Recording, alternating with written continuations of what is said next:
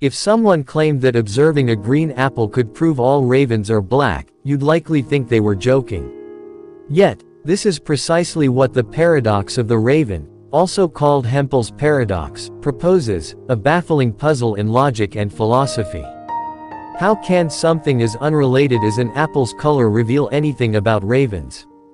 This paradox compels us to question not only how we view evidence but also how we comprehend the mechanics of knowledge.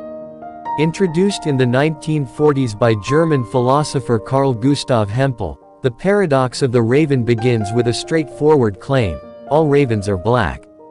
In logic, this is equivalent to stating that if something isn't black, it isn't a raven. These two statements are logically interchangeable, meaning they convey the same idea.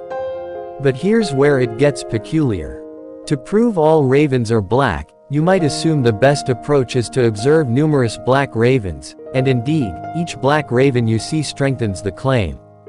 However, by the same logic, observing something that is neither black nor a raven, like a green apple, also counts as evidence for the statement, all ravens are black.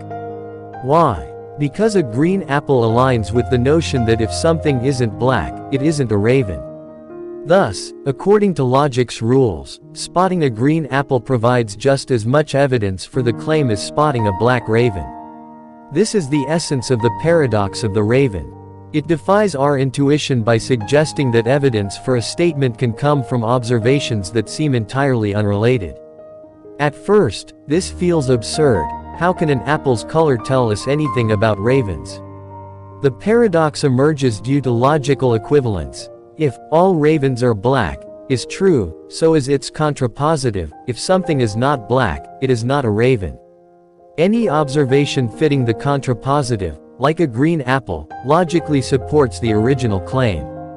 Yet, our intuition resists this. We sense that observing a raven reveals more about ravens than observing an apple does. The paradox exposes a rift between formal logic and human intuition. In logic, all evidence supporting a statement is equally valid, regardless of its source, but in practice, we assign different weights to different evidence types. A black raven feels like compelling evidence for, all ravens are black, while a green apple feels irrelevant, despite their logical equivalence. To understand this, let's explore evidence more deeply.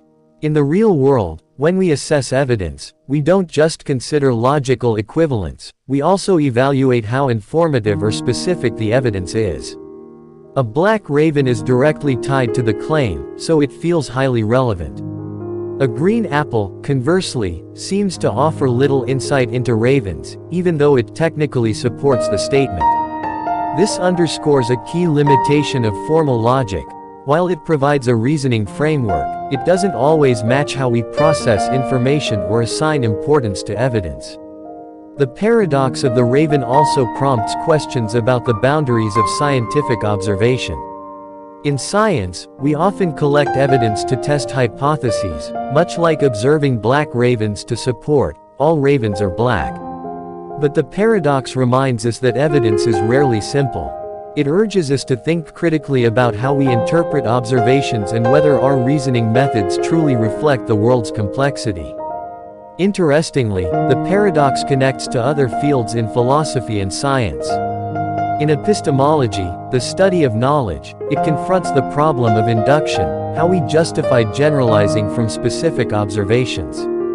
In probability theory, it ties to Bayesian reasoning, which assigns probabilities to hypotheses based on prior knowledge and new evidence. These links show that the paradox of the raven isn't merely an abstract riddle, it's a gateway to profound questions about how we understand reality. The paradox also has a psychological angle. It reveals how deeply our intuitions about relevance and causality shape our reasoning. We naturally prioritize evidence that feels connected to the claim, even if other evidence is logically equivalent. This emphasizes the need to recognize our cognitive biases and question our assumptions about what constitutes evidence. So, what lessons does the paradox of the raven offer? First, it encourages critical thinking about evidence and how we evaluate it, challenging us to question intuitive judgments and consider logic's role in shaping understanding. Second, it highlights knowledge's complexity and formal reasoning's limitations. Finally, it invites us to embrace paradoxes as growth opportunities, pushing us to explore the edges of our thinking and uncover new insights. Ultimately, the paradox of the raven isn't just about apples and ravens, it's a deep dive into how we reason, learn, and pursue truth. It encourages us to look beyond the obvious, question assumptions, and embrace unexpected connections that shape our worldview. So, the next time you see a raven, or even a green apple, remember, both are part of a broader story about how we make sense of the universe. And perhaps, that's the most transformative paradox of all. The lottery paradox. Imagine holding a ticket for a massive lottery drawing where the odds of winning are extraordinarily slim, say, just 1 in 10 million. Despite these daunting odds, you feel a surge of excitement and hope. Curiously, when you clutch that ticket, a sense of confidence emerges that you might just be the lucky winner. This personal conviction feels strangely rational, even against such astronomical odds. Now, let's broaden our view. In a huge lottery where each ticket has a minuscule chance of winning, every ticket holder can harbor a sense of optimism about their own chances. This captivating phenomenon is known as the paradox of the lottery. The essence of this paradox lies in the sharp contrast between the statistically high probability of losing and the individual's personal belief that they might triumph. The paradox becomes even more intriguing when we consider the collective outcome. Despite each ticket holder nurturing the belief that they might win, the reality is that only one ticket, or perhaps a few at most, will actually secure the prize. This creates a striking logical inconsistency. How can we reconcile so many people harboring the belief that they will win when, statistically, the vast majority are destined to lose? To illustrate this paradox more vividly, picture a lottery with 10 million tickets in circulation, each carrying a 1 in 10 million chance of winning. If every ticket holder believes they will be the fortunate winner, their conviction seems wildly irrational given the overwhelming odds. However, on a personal level, it's somewhat understandable. Each individual is unlikely to dwell on the probability of the entire group losing and instead focuses solely on their own ticket and its potential. This paradox highlights the intriguing conflict between personal belief and collective statistical reality, showing how individuals can hold seemingly contradictory views, believing in their own chance of winning while acknowledging that most ticket holders will inevitably face disappointment. Let's explore the paradox of the lottery further by examining the fascinating interplay between individual belief and statistical reality. Each lottery participant's conviction that they might win is deeply rooted in their personal investment in the outcome. Even though they intellectually understand the tiny probability of winning, their hope burns bright and remains intensely personal. This deeply held belief starkly contrasts with the cold, hard statistical reality. From a purely mathematical perspective, if 10 million tickets are in circulation and only one winner emerges, the probability of winning with any given ticket is astonishingly low. Yet, remarkably, this statistical fact has little impact on the optimistic outlook each ticket holder maintains. One illuminating way to understand this paradox is through the concept of subjective versus objective probability. Subjective probability refers to the personal belief or confidence an individual holds about an outcome, while objective probability represents the actual mathematical likelihood of an event occurring. In the lottery context, the subjective probability for each ticket holder is heavily shaped by their hope and personal investment in the outcome. This subjective perspective can foster the seemingly irrational belief that their specific ticket somehow has a better chance of winning than it objectively does. Conversely, the objective probability reflects the true, exceedingly small chance of winning. This stark disparity between subjective belief and objective probability lies at the heart of the paradox. Individuals cling to their personal chances of success despite knowing the statistical odds, resulting in an apparent contradiction. The paradox extends beyond mere probability, delving into the nature of rationality in personal belief when faced with overwhelming odds. It also intersects with fascinating cognitive biases and psychological factors that shape human decision-making. People often tend to overestimate their chances of success in low-probability scenarios, a phenomenon psychologists call the optimism bias. This cognitive bias explains why individuals can maintain a rational belief in their potential to win, even when the odds are overwhelmingly against them. The paradox of the lottery opens a Pandora's box of intriguing questions about human psychology, decision-making processes, and belief systems, challenging our fundamental understanding of how individuals perceive probabilities and make choices based on those perceptions.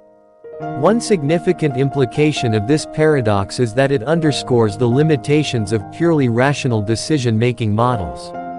Traditional rational models assume individuals make decisions based solely on objective probabilities, but the paradox of the lottery vividly shows that personal beliefs and psychological factors can powerfully influence decision-making, often leading to behavior that appears irrational when viewed through the lens of statistical reality.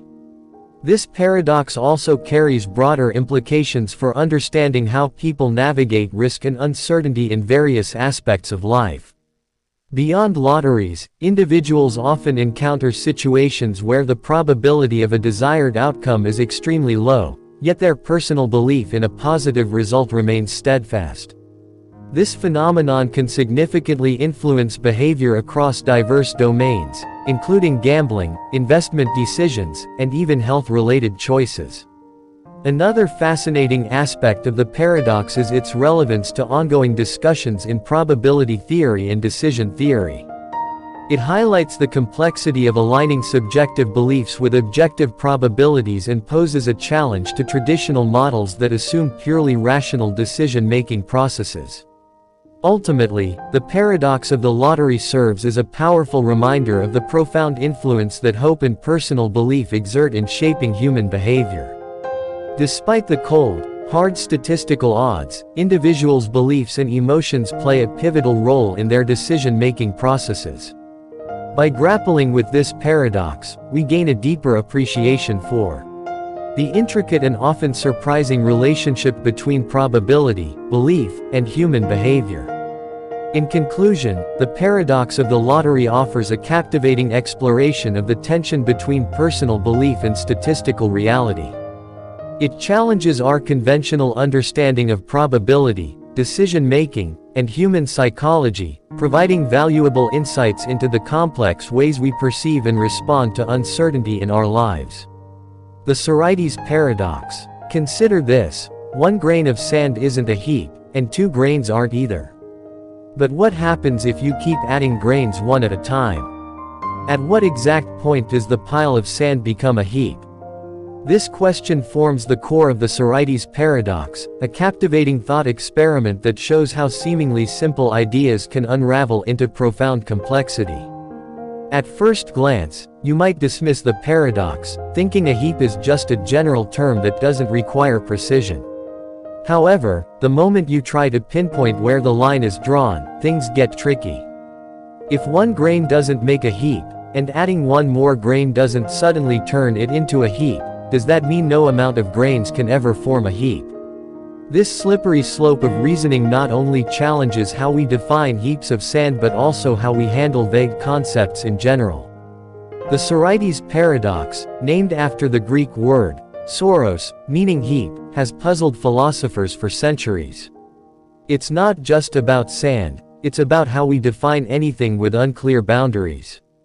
Think about baldness. At what point does a person with thinning hair become bald?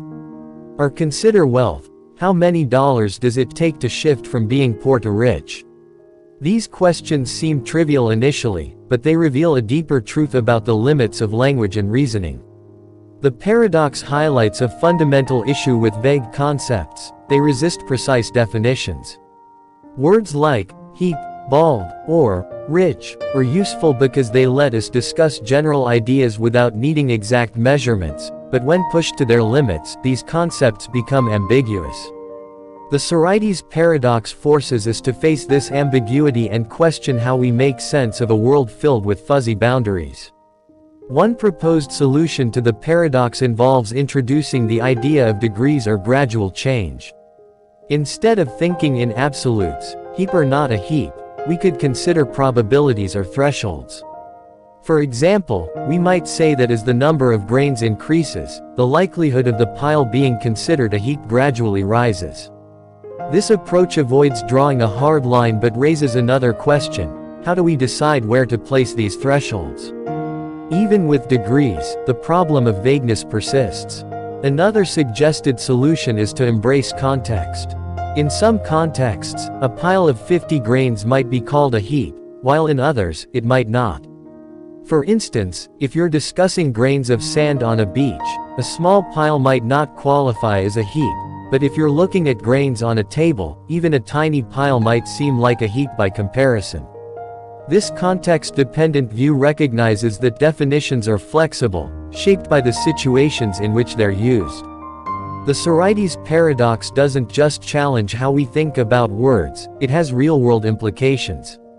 Take laws, for example. Many legal systems rely on vague concepts like reasonable doubt or excessive force. These terms are intentionally flexible to accommodate different situations, but they also create room for interpretation and disagreement. The paradox reminds us that while vagueness can be useful, it can also lead to uncertainty and conflict. Similarly, the Sorites paradox applies to social and ethical questions. Consider climate change. At what point does a gradual increase in temperature become a crisis? Or think about social issues like inequality. How much disparity is too much? These aren't just abstract questions, they influence how we respond to some of the most pressing challenges of our time. The Sorites paradox forces us to confront the reality that many of these problems lack clear-cut solutions. Perhaps the most profound lesson of the Sorites paradox is what it reveals about our need for clarity in a messy, ambiguous world. We like to think in categories, dividing things into neat boxes. This is a heap, this isn't, this is bald, this isn't. But the world rarely conforms to such clear distinctions. The Sorites paradox challenges us to embrace complexity and uncertainty, recognizing that many concepts we use are imprecise by nature. In the end, the Sorites paradox isn't just about grains of sand or fuzzy definitions, it's a reminder of how we navigate the gray areas of life. It teaches us that ambiguity is not a flaw in our thinking but a reflection of the world's complexity. And perhaps that's what makes this paradox so life-changing. It shows us that the search for clarity often leads not to answers but to deeper questions, pushing us to think critically about the words we use, the decisions we make, and the way we understand the world. The card paradox. Imagine holding a simple card with two statements written on either side. One side declares, the statement on the other side of this card is true. When you flip it over, the other side states, the statement on the other side of this card is false. At first, this might seem like a harmless little puzzle, but as you start to think it through, you quickly realize something astonishing: it doesn't make sense. This is the card paradox, a thought experiment that challenges our understanding of truth, logic, and self-reference. The card paradox belongs to a family of puzzles known as self-referential paradoxes, scenarios where a statement refers to itself in a way that creates a logical contradiction. The paradox on the card unfolds as follows: if the statement on the first side is true, then the statement on the other side is true, meaning the statement on the other side is false, must also be true. But if that's true, then the first statement must be false. And if the first statement is false, then the second statement becomes false as well, looping us back to the first. It's a never-ending cycle of contradictions with no resolution. At its core, the card paradox forces us to confront the limits of our logical systems. Our brains are wired to think in terms of true and false, yes and no, but self-referential paradoxes like this one reveal that even the simplest logical structures can break down when they turn inward on themselves. The card paradox isn't just a quirky brain teaser, it's a profound challenge to the way we think about truth and meaning. To understand why this paradox is so significant, let's dig deeper into what it teaches us about logic. In formal systems, a statement is typically either true or false, a principle known as the law of the excluded middle. But the card paradox defies this principle by creating a situation where neither truth nor falsehood seems to apply. Instead, the statements feed into each other in an endless loop. This breakdown of logic is what makes the paradox so intriguing and so unsettling. One of the most famous self-referential paradoxes, the liar's paradox, works in a similar way. It's the statement, "This sentence is false." If the sentence is true, then it must be false, but if it's false, then it must be true. Like the card paradox, the liar's paradox reveals the fragility of logical systems when faced with self-reference. The card paradox takes this idea a step further by involving two statements that rely on each other, rather than a single statement referring to itself. Philosophers and logicians have grappled with these kinds of paradoxes for centuries. In the early 20th century, the mathematician Kurt Gödel made a groundbreaking discovery. Any sufficiently complex formal system contains statements that are true but unprovable within the system itself. Gödel's incompleteness theorems, as they're called, show that no logical system can be both complete and consistent. The card paradox is a playful example of this principle, highlighting the inherent limitations of logical reasoning. But the implications of the card paradox go beyond formal logic. It also raises fascinating questions about language and meaning. When we communicate, we rely on shared definitions and assumptions to convey ideas, but the card paradox demonstrates how language can create contradictions that defy resolution. It's a reminder that even the words and concepts we take for granted can break down under close scrutiny. The paradox also has psychological dimensions. It forces us to confront uncertainty and ambiguity, two things humans are notoriously uncomfortable with. Our natural instinct is to resolve contradictions and find clarity, but the card paradox denies us that resolution, leaving us in a state of cognitive dissonance. This can be frustrating, but it's also an opportunity to expand our thinking and embrace complexity. So, what can we learn from the card paradox? First, it teaches us to question our assumptions about truth and logic, showing that even the most basic ideas can become deeply complex when viewed from a new perspective.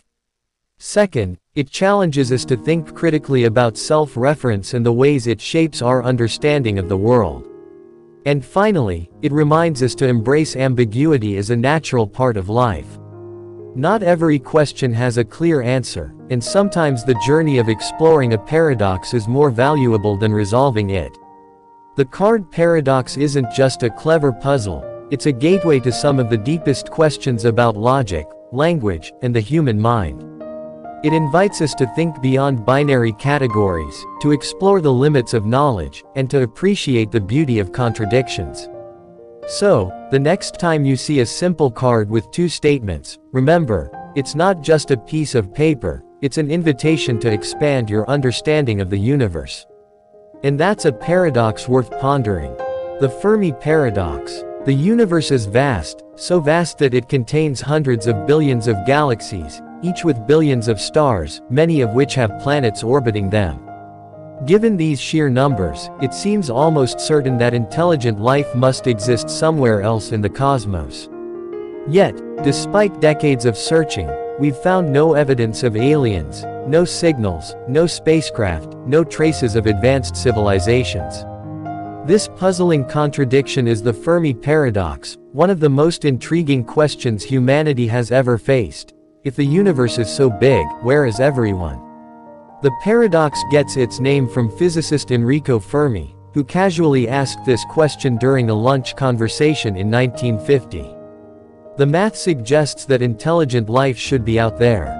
With so many stars and planets, even if life arises on only a tiny fraction of them, there should still be millions, if not billions, of civilizations in our galaxy alone.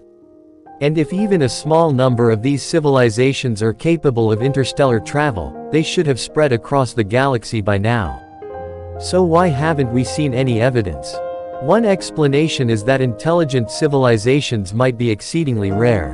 While the ingredients for life, water, carbon, energy, are abundant, the leap from simple molecules to complex organisms and then to intelligent beings may be so unlikely that it has only happened here on Earth. In this view, humanity might be a cosmic fluke, the result of an extraordinarily improbable sequence of events. Another possibility is that intelligent civilizations do exist, but they're too far away for us to detect. The scale of the universe is almost incomprehensible. Even at the speed of light, it would take over 100,000 years to cross our galaxy. If alien civilizations are scattered across such immense distances, their signals, if they're sending any, may not have reached us yet, or we may not yet have the technology to detect them. But what if alien civilizations are nearby and we still don't see them? This leads to another possibility: they might not want to be found. Just as humans are careful about revealing their location in the wild, perhaps advanced civilizations are deliberately keeping quiet, either out of fear of attracting hostile attention or out of a philosophical belief in non-interference. This is sometimes called the zoo hypothesis, the idea that Earth is like an exhibit in a cosmic zoo, observed but left undisturbed. There is also the unsettling possibility that civilizations self-destruct before they can make meaningful contact. Advanced technology brings incredible power but also enormous risks, from nuclear weapons to environmental collapse to artificial intelligence. If intelligent life tends to destroy itself shortly after reaching technological maturity, the galaxy might be littered with the ruins of once thriving civilizations. Another explanation involves the limits of our own perception. What if alien life exists but is so different from us that we don't recognize it? We tend to imagine aliens as humanoid beings or civilizations that communicate using radio signals, but life elsewhere could be fundamentally unlike anything we've ever conceived. It might exist in forms we can't detect or in dimensions we can't perceive. They might even be here, but we simply lack the ability to notice them. The Fermi paradox forces us to confront not only the vastness of the universe but also the fragility of our assumptions. It's easy to imagine ourselves as the center of the story, but the universe is under no obligation to conform to our expectations. Whether intelligent life is rare, distant, hidden, or extinct, each explanation challenges how we see ourselves and our place in the cosmos. Some thinkers suggest the paradox has a more mundane resolution: perhaps we simply haven't been looking for long enough or in the right ways.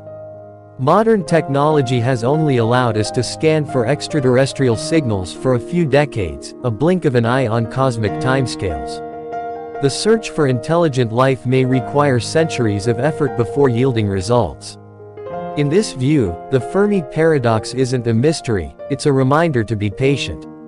Others take an even more radical approach, suggesting that the absence of evidence may itself be evidence of something profound. If the universe appears silent and empty, perhaps it's trying to tell us something about the nature of life, intelligence, or the laws of physics. Some theories propose that the very conditions needed to support life might make it inherently rare or fleeting, a fleeting spark in an otherwise indifferent cosmos. The Fermi paradox doesn't just ask where the aliens are, it asks what their absence means for us. If we are truly alone, it places an extraordinary responsibility on humanity. It means that the future of intelligent life in the universe rests entirely on our shoulders. It challenges us to take better care of our planet, to protect and preserve the fragile conditions that make life possible, and to think deeply about how we might one day represent ourselves to the cosmos. Ultimately, the Fermi paradox remains unresolved, and that's what makes it so compelling. It invites us to ask the biggest questions about existence, from the origins of life to the fate of civilizations.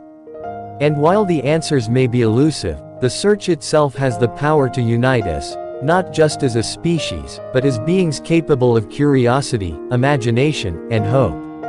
The grain of millet paradox. Does a single grain of millet falling make a sound?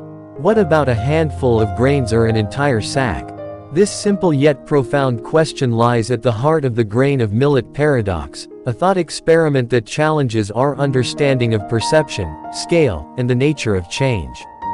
It compels us to confront a fascinating problem.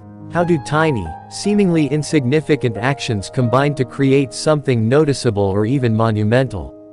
The grain of millet paradox originates from the ancient Greek philosopher Zeno, famous for posing questions that defy intuition. The paradox is deceptively simple.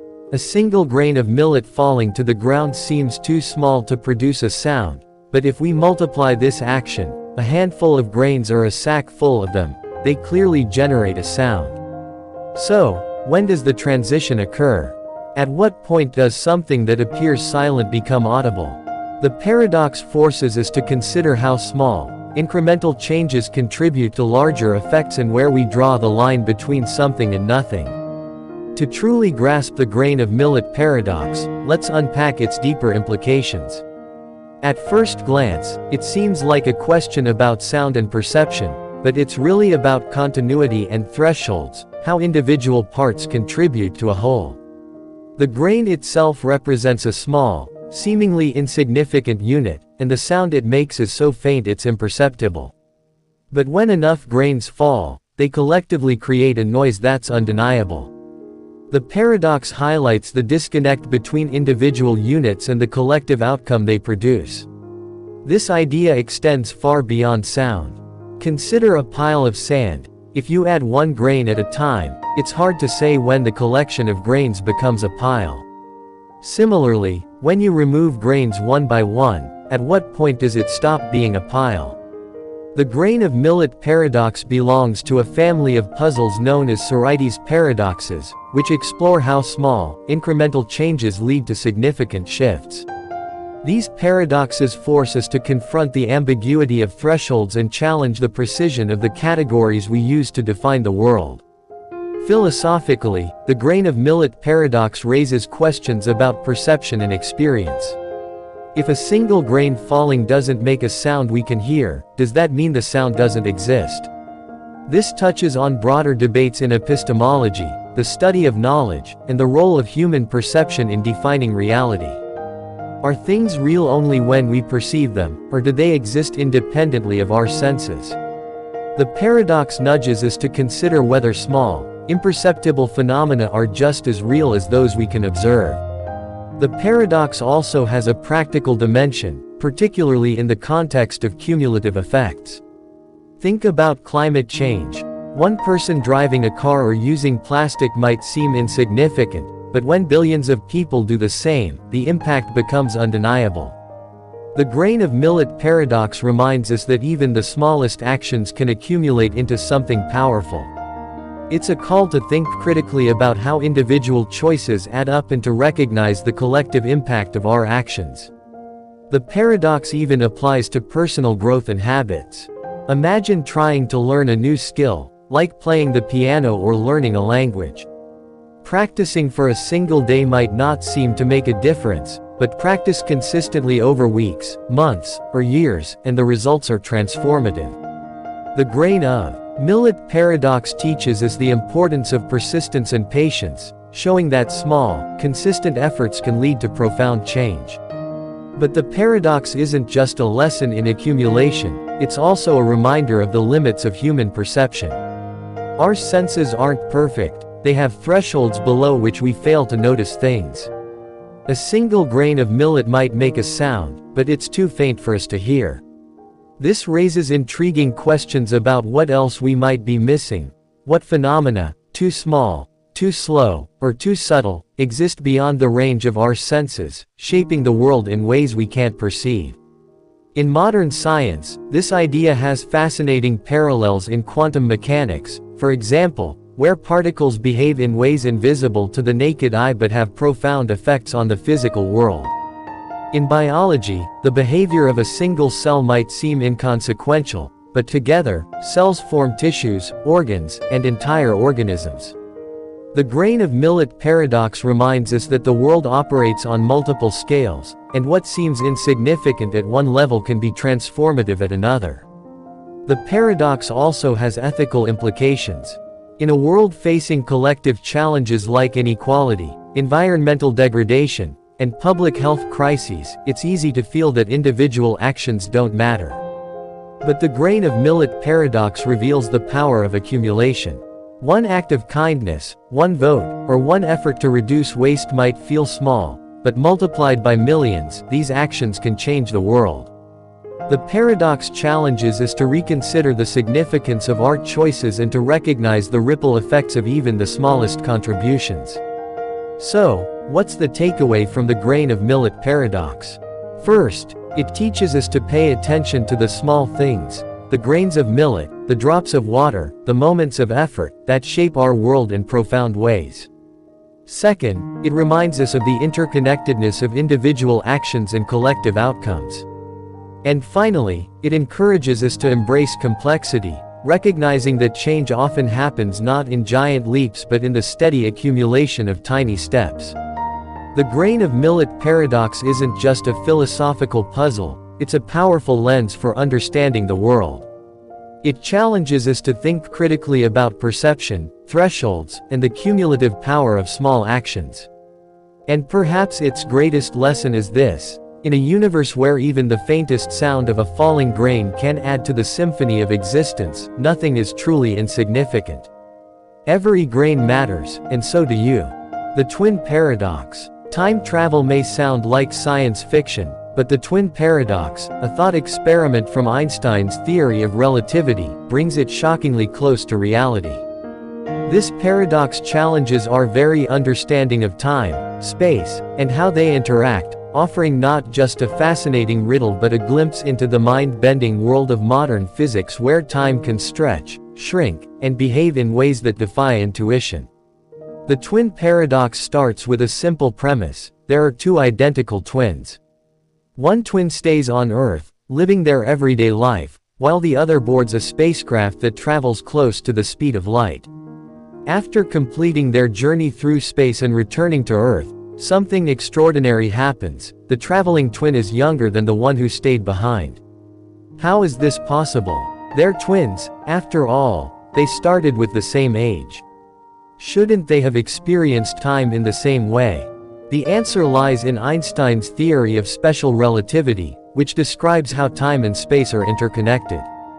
One of the key principles of relativity is that time is not absolute; instead, it's relative to the observer's motion. This means that the faster you move, especially at speeds approaching the speed of light, the slower time passes for you compared to someone who isn't moving as fast. This phenomenon, known as time dilation, is at the heart of the twin paradox. For the twin aboard the spacecraft, time moves more slowly because of their incredible speed. To them, the journey might feel like only a few years have passed, but for the twin on Earth, where time moves at its usual pace, decades could have gone by. When the traveling twin returns, they find their sibling significantly older while they have barely aged. This isn't just a theoretical idea, it's a real effect that has been observed in experiments involving particles traveling at high speeds. At first glance, the paradox seems to raise a symmetry problem. If motion is relative, can't the traveling twin argue that it was their sibling who was moving while they stayed still? Why should the traveling twin age more slowly? The resolution lies in the fact that the two twins experience different paths through space-time. The traveling twin undergoes acceleration and deceleration as they leave Earth, turn around, and return, which breaks the symmetry of the situation. In contrast, the twin on Earth remains in a single inertial frame of reference, experiencing no such changes in motion. The twin paradox isn't just a thought experiment, it has practical implications. For example, GPS satellites orbiting Earth experience time dilation because of their high speeds and the weaker gravity at their altitude. To ensure that GPS systems work accurately, scientists have to account for this effect, adjusting the satellite clocks so they stay in sync with clocks on Earth. Without this adjustment, your GPS navigation would quickly become unreliable. The paradox also challenges our everyday assumptions about time. We tend to think of time as a constant, ticking away at the same rate for everyone, everywhere. But the twin paradox reveals that time is far more flexible than we imagine. it can stretch and compress depending on your speed and location in the universe. This isn't just an abstract idea, it's a reality that has been confirmed by countless experiments and observations. The implications of the twin paradox extend beyond physics, touching on deep philosophical questions about time and existence. What does it mean for two people to experience time differently? How does relativity reshape our understanding of aging, identity, and memory? And if time itself can behave so strangely, what other surprises might the universe hold? One of the most fascinating aspects of the twin paradox is how it bridges the gap between science fiction and science fact. Concepts like time travel, interstellar exploration, and life at near light speeds often seem fantastical, but the paradox shows us that these ideas are grounded in the fundamental laws of physics. It's not a question of whether time dilation is real, it's a question of how we might one day use it to explore the cosmos. Yet the paradox also serves as a humbling reminder of the limits of human intuition. Our brains evolved to understand a world where speeds are slow, distances are short, and time feels constant. The twin paradox pushes us beyond these everyday experiences, forcing us to think in terms of a universe that operates on entirely different scales. It's a testament to the power of human curiosity and imagination, allowing us to glimpse a reality that lies far beyond our senses. So, what does the twin paradox teach us? It's more than just a quirk of physics, it's a profound insight into the nature of time and space. It challenges us to rethink what we know about reality, to question our assumptions, and to embrace the strange and wondrous truths of the universe. And perhaps most importantly, it reminds us that even the most familiar concepts, like time, can hold mysteries that are waiting to be discovered. The bootstrap paradox. Picture receiving a book filled with revolutionary ideas, only to discover that it was written by you, except you haven't written it yet. Now imagine you travel back in time and give this book to your younger self. Your younger self uses it to write the book in the future. The question is, where did the book actually come from? This is the bootstrap paradox, one of the most mind-bending concepts in time travel, where an object or piece of information exists without any clear point of origin. It loops endlessly through time, defying our understanding of cause and effect. The bootstrap paradox is named after the idea of pulling yourself up by your own bootstraps, a phrase meant to describe something that seems impossible. In this paradox, something creates itself. It exists because it was sent back in time, but its origin remains a mystery. It's a paradox that forces us to question the very nature of time, causality, and reality. To make it simpler, let's break it down with a classic example. Imagine a scientist in the future invents a time machine. They travel back in time and meet their younger self, giving them the detailed blueprints for building the time machine. The younger self uses these blueprints to build the machine and eventually grows up to become the same scientist who travels back in time. But here's the problem. Where did the original idea for the time machine come from? It wasn't invented, it was simply passed around in an endless loop. The machine exists, but it has no true beginning. This paradox challenges one of our most fundamental assumptions about reality, that every effect must have a cause. In the bootstrap paradox, the cause and effect are tangled in such a way that they become indistinguishable. The time machine exists, but its origin is stuck in a loop, forever recycling itself. What makes the bootstrap paradox so fascinating is that it's not just a thought experiment, it has implications for how we understand time and causality. In our everyday experience, time flows in one direction, from past to present to future. Cause leads to effect, and actions have consequences. But in a time travel scenario, these rules break down. The past can influence the future, but the future can also influence the past, creating a feedback loop where the origin of events becomes impossible to trace. Philosophically, the bootstrap paradox raises profound questions about free will and determinism.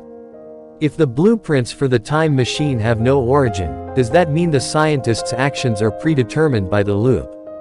Or is the paradox itself a demonstration of how free will can exist outside of linear causality? The paradox forces us to confront the possibility that time isn't as straightforward as it seems, that it might be a much more flexible and interconnected phenomenon. Science fiction often explores the bootstrap paradox in creative ways. One famous example is the movie Terminator. In the film, a character travels back in time to protect a future leader but, in doing so, becomes part of the events that lead to that leader's rise. Another example is the classic time travel novel The Time Traveler's Wife, which plays with the idea of a self-contained loop in which events happen because they've already happened. These stories highlight the paradox's strange and captivating nature, inviting us to imagine a reality where time is anything but linear. From a scientific perspective, the bootstrap paradox is tied to theories about time travel, particularly in the context of general relativity. Einstein's equations allow for the possibility of closed time-like curves, essentially loops in spacetime where events can circle back on themselves. While this idea remains theoretical, it suggests that the paradox might not just be a product of imagination but a potential feature of the universe itself. But here's where it gets even more interesting. The bootstrap paradox isn't just about time travel, it's about information and causality. Imagine a piece of information, like a scientific formula or a historical event, that exists solely because it was sent back in time. Who created it? If the information has no origin, does it really exist? This idea challenges our understanding of knowledge and creation, blurring the lines between what is real and what is merely a product of the loop. The bootstrap paradox also has profound implications for how we think about the universe as a whole. If time can loop back on itself, it raises the possibility that the universe itself might be a self-contained system with no clear beginning or end. In this view, the Big Bang might not be the start of everything but just one part of a larger cyclical process.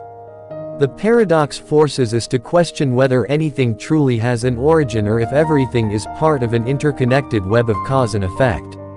So, is the bootstrap paradox solvable? Not within the framework of linear time and causality as we currently understand them. The paradox exists precisely because it defies resolution, challenging us to think beyond our normal assumptions about time and logic. It's not a problem to be solved but a question to be explored, a doorway into a deeper understanding of the mysteries of time, causality, and existence. The bootstrap paradox reminds us that the universe is far stranger and more complex than we often realize. It invites us to imagine realities where beginnings and endings blur, where cause and effect intertwine, and where time itself bends in ways that defy comprehension. And perhaps that's the most profound lesson of the paradox, that even in a world bound by logic and rules, there will always be mysteries that leave us wondering, paradoxes that push us to question, to explore, and to dream. The paradox of thrift. Imagine being told that saving your money, a habit you've always thought was responsible and wise, could actually harm the economy. How is that possible? This is the paradox of thrift, an economic idea that flips our understanding of personal finance on its head. It reveals a fascinating contradiction. What's good for an individual may not always be good for society as a whole. It forces us to rethink the balance between saving and spending, especially during times of economic uncertainty. The paradox starts with a simple, common-sense principle: saving is good. When you save, you're setting money aside for the future, building financial security, and ensuring that you can weather unexpected expenses. But in an economy, saving doesn't happen in isolation. Your decision to save means spending less, and spending less affects the businesses and workers who depend on consumer demand. The paradox of thrift suggests that when everyone saves at the same time, it can lead to unintended consequences that ripple through the entire economy. Let's break it down. Imagine a small town where everyone suddenly decides to save more money. People stop eating out, shopping for clothes, and taking vacations. At first, this might seem like a good idea. Families are being cautious and preparing for the future. But as spending decreases, local businesses see fewer customers. Restaurants, shops, and travel agencies begin to struggle. They cut back on hiring, lay off workers, or even close their doors. With fewer jobs and less income, people have even less money to spend. The cycle feeds on itself, dragging the economy down further. This is the heart of the paradox of thrift. What's rational and beneficial for one person, saving, can become harmful when everyone does it at once. It's a classic example of what economists call the fallacy of composition, where what's true for the individual isn't necessarily true for the group. While saving money might help you personally, if everyone tightens their belts simultaneously, the overall economy suffers. The paradox was popularized by British economist John Maynard Keynes during the Great Depression. Keynes argued that in times of economic downturn, the collective urge to save could make things worse. When demand falls, businesses cut production, unemployment rises, and the economy spirals downward. In these situations, Keynes suggested, what the economy needs isn't more saving, it's more spending. By spending money, people create demand, which drives production, creates jobs, and stimulates growth. But the paradox of thrift doesn't mean saving is always bad.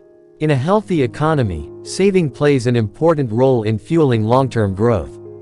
Savings become investments, funding businesses, infrastructure projects, and innovation. The paradox applies specifically to periods of economic contraction, when a sudden increase in saving can exacerbate a recession. It's a reminder that the impact of saving depends on the broader economic context. The paradox also raises important questions about the role of government in managing the economy. If individuals and businesses are cutting back during a recession, who can step in to keep demand alive? Keynes argued that this is where governments come in. Through public spending on projects like infrastructure, education, or health care, governments can inject money into the economy, create jobs, and stimulate demand. This idea forms the basis of Keynesian economics, which has shaped how many countries respond to economic crises. Critics of the paradox of thrift argue that it oversimplifies the complexities of an economy. Some believe that saving, even during a downturn, is ultimately beneficial because it leads to investment and future growth. Others worry that encouraging spending during a recession can lead to excessive debt, both for individuals and governments. These debates highlight the tension between short-term solutions and long-term stability, a challenge that policymakers face in every economic crisis. The paradox of thrift also has a psychological dimension. In uncertain times, fear and anxiety drive people to save more, creating a self-reinforcing cycle. This is why consumer confidence plays such a critical role in economic health. When people feel optimistic about the future, they're more likely to spend, fueling growth. When fear takes over, the economy contracts. The paradox reminds us that economics isn't just about numbers, it's about human behavior and the emotions that drive our decisions. So, what can we learn from the paradox of thrift? First, it teaches us to think critically about the relationship between individual choices and collective outcomes. It shows that actions that seem responsible on a personal level can have unintended consequences when scaled up. Second, it highlights the importance of balance. Saving and spending are both essential, but their impact depends on timing and context. And finally, it underscores the interconnectedness of an economy. No one acts in isolation. Our decisions affect others, and their decisions affect us. In a world that often celebrates individual responsibility, the paradox of thrift challenges us to think collectively. It reminds us that the health of an economy depends not just on what we do for ourselves but on how we contribute to the broader system. And perhaps most importantly, it shows us that economics isn't just about dollars and cents, it's about the choices we make and the values we share as a society. So, the next time you're deciding whether to save or spend, remember, it's not just a personal decision, it's part of a much larger story.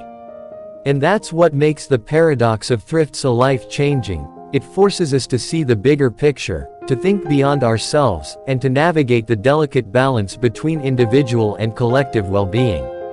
The grandfather paradox. Picture a scenario where time travel is possible, and you have a time machine. You decide to travel back in time to meet your grandfather when he was a young man. However, things take a dramatic turn. While you're in the past, you accidentally prevent your grandfather from meeting your grandmother. This means your parents were never born, and consequently, you were never born. Here's the twist. If you were never born, how could you have traveled back in time to prevent your grandfather from meeting your grandmother? If you never existed, you couldn't have gone back in time to create this situation in the first place. This creates a logical contradiction because your actions in the past seem to negate your own existence. This is known as the grandfather paradox, a classic problem in discussions about time travel and causality. The paradox challenges our understanding of cause and effect and raises questions about the consistency of time and the possibility of altering the past. To visualize this paradox, think of it like this. If you could go back and change events in a way that prevents your own existence, you create a situation where you shouldn't have been able to make those changes. This creates a paradox where the cause, your time travel, contradicts the effect, your existence. The grandfather paradox is not just a theoretical puzzle, it has significant implications for our understanding of time travel. If such time travel were possible, it could lead to contradictions and complex issues regarding causality and the flow of time. The grandfather paradox leads to intriguing questions about the nature of time and reality. If time travel to the past could result in such paradoxes, what does this mean for the possibility of traveling back in time? One common response to the paradox involves the concept of parallel universes or alternate timelines.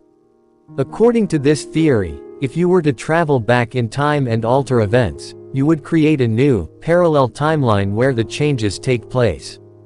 In this new timeline, your actions would have prevented your own existence in that specific timeline, but it wouldn't affect the original timeline you came from. In this way, the grandfather paradox is resolved by suggesting that time travel creates branching timelines rather than altering a single, fixed timeline. Each timeline remains consistent within its own context, avoiding contradictions by separating the changes into different realities. Another approach to addressing the paradox is the idea of time loops or closed time-like curves. This theory suggests that events in the past are part of a closed loop, meaning that any actions you take when traveling back in time are already accounted for in the timeline. Essentially, you might find that you cannot change significant events in the past because they are already integrated into the timeline. In this view, the paradox is resolved by the idea that the timeline is self-consistent. Your actions, even if they seem to contradict the possibility of your existence, are part of a larger, unchangeable loop of events that doesn't allow for contradictions. The grandfather paradox also prompts discussions about the limitations of our understanding of time and causality. It challenges our intuitive notions of cause and effect and forces us to reconsider how we think about the flow of time and the possibility of altering past events. The grandfather paradox is more than just a philosophical puzzle, it has implications for various fields, including physics, philosophy, and even popular culture. The paradox stimulates discussions about the nature of time, causality, and the feasibility of time travel. In physics, the paradox raises questions about the consistency of physical laws and the possibility of time travel. While many theories, such as Einstein's theory of relativity, allow for the theoretical possibility of time travel, they also imply constraints that could prevent paradoxes like the grandfather paradox from occurring. For example, some physicists argue that certain conditions, such as the need for infinite energy or closed time-like curves, may prevent paradoxical scenarios. Philosophically, the paradox challenges our understanding of determinism and free will. If time travel were possible, it could lead to questions about whether our actions are predetermined or whether we have the freedom to alter the course of events. The paradox forces us to grapple with the implications of altering past events and the potential consequences for our understanding of reality. In popular culture, the grandfather paradox has inspired numerous works of fiction, from novels to movies, exploring the complexities and consequences of time travel. These fictional portrayals often play with the paradox in creative ways, highlighting the challenges and potential solutions to time travel dilemmas. Looking ahead, the grandfather paradox remains a valuable thought experiment for exploring the boundaries of our understanding of time and reality. While time travel remains a theoretical concept, the paradox provides insights into the challenges and limitations that would arise if such phenomena were possible. In summary, the grandfather paradox is a compelling puzzle that prompts us to reconsider our notions of time, causality, and the nature of reality. By examining the paradox and its implications, we gain a deeper understanding of the complexities associated with time travel and the broader philosophical questions it raises. The friendship paradox. Have you ever wondered why your friends seem to have more friends than you? It's not just in your head, it's a real phenomenon called the friendship paradox. This counterintuitive idea suggests that, on average, your friends are more popular than you are. How is that possible, and more importantly, what does it reveal about the way we interact, connect, and compare ourselves to others? Let's start with the math behind the paradox. Picture a social network, not the kind on your phone, but the web of connections that links people together. Some individuals have only a few friends, while others are social butterflies, connected to dozens or even hundreds of people. The friendship paradox emerges because people with lots of friends are more likely to be your friends. Why? Think of it this way. If someone has 100 friends, they have 100 chances to be connected to you, while someone with only 2 friends has just 2 chances. In a network, the popular people act as hubs, disproportionately influencing the average number of friends your friends have.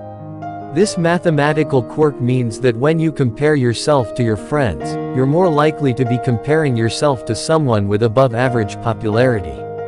And because of this bias, your friends, on average, will seem to have more connections than you do. The paradox isn't just about self-perception, it's a reflection of how networks operate, from social circles to the internet. But the friendship paradox doesn't stop at numbers, it has profound psychological and social implications, especially in an age dominated by social media. When we scroll through platforms like Instagram or Facebook, we often see the highlights of other people's lives, vacations, parties, achievements, shared by our most connected friends. This creates the illusion that everyone else is more popular, more successful, or more interesting than we are. The friendship paradox explains why this illusion is so pervasive. We're naturally more exposed to the lives of the most connected individuals, amplifying the sense of comparison. This can have a significant impact on mental health. Research shows that social comparison is a key driver of anxiety, envy, and even depression. The friendship paradox reminds us that these comparisons are often based on a distorted perspective. Your friends might seem more connected, but that's largely because of how networks work, not because you're less valuable or less connected yourself. Interestingly, the friendship paradox isn't just a curiosity, it has practical applications in public health, for example. It's used to identify influential individuals in social networks during a disease outbreak. Health officials might target vaccination campaigns or public health messages to people who are more connected, as they're more likely to influence others. By leveraging the paradox, we can improve the spread of helpful information and curb the spread of harmful misinformation or diseases. The paradox also sheds light on the dynamics of influence and inequality in networks. In any network, whether it's a group of friends, a professional community, or a social media platform, connections aren't distributed evenly. A small number of individuals often hold a disproportionate amount of influence. The friendship paradox reveals how this inequality shapes our perceptions, interactions, and even opportunities. But perhaps the most profound lesson of the friendship paradox is what it teaches us about perspective. It reminds us that our view of the world is always partial, shaped by the connections and relationships we have. Just as your friends seem more popular, your perception of other aspects of life, success, happiness, or wealth, might be skewed by the people you're exposed to. The paradox invites us to question these perceptions, to recognize their limitations, and to focus on what truly matters. The friendship paradox isn't just about numbers, it's about understanding how we relate to others and how networks influence our lives.